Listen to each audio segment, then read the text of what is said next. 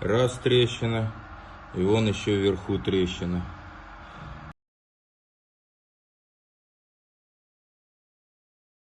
Вот это уже не варится ни хрена. Потом турбинка. Поэтому было принято менять в сборе коллектор. Он идет в сборе с турбиной, так что цена веселая.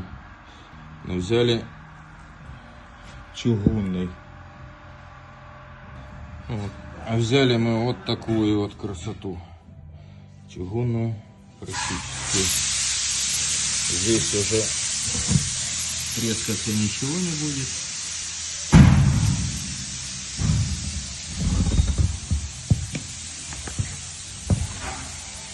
И здесь вот вроде как-то все должно быть как положено. Так-то так.